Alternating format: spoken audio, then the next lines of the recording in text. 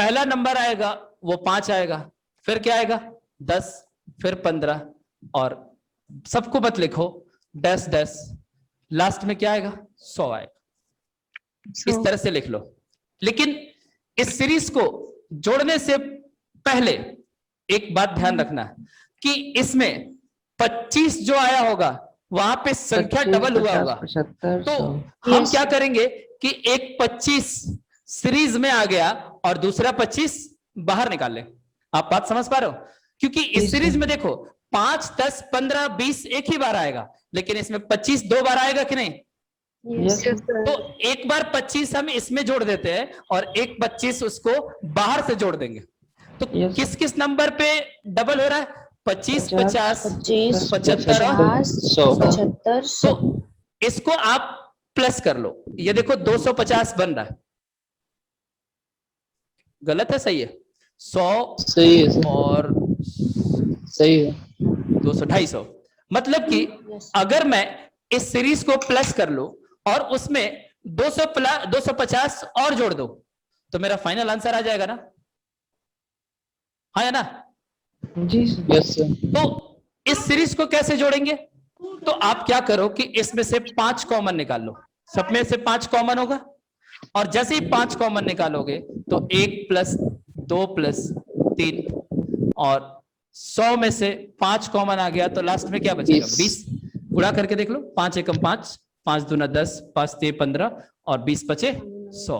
यानी इस सीरीज में से 5 कॉमन लेंगे तो ये सीरीज ऐसे हो जाएगा।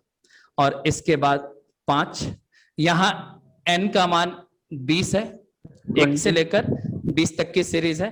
और आपको पता होगा कि मैंने नेचुरल नंबर की सीरीज को जोड़ने का फॉर्मूला बताया था, n × n + 1 / 2। ये बेसिक में हम लोग पढ़े थे। तो n का मान 20 रखेंगे और 20 + 1 21 होगा और बटे में 2, ये 2 से कटेगा 10 बार में, और 5 का 21 से गुणा करोगे तो 110 और सॉरी 21 × 5 105 होता है ना? 105 105 होता है। 21 × 5 105 होगा। 10 से गुणा करेंगे तो इधर कितना आया? 1050 और 250 हमें बाद में जोड़ना था। तो 1050 और प्लस 250 मिलकर कितना होगा? 1300। तो इस क्वेश्चन का फाइनल आंसर आपका 1300 आ गया। और मैं उम्मीद करता हूं कि आपको मेरी बातें भी समझ आ गई होंगी कि ऐसे सवाल को हमें पेपर में करना कैसे। अगर कोई लेंदी सीरीज है 100 तक तो उसमें हम इस तरह की सीरीज बनाकर जोड़ेंगे, ठीक है? और जहां जहां डबल होगा उसमें से एक नंबर सीरीज में रहेगा और दूसरा नंबर बाहर से उसमें प्लस होगा।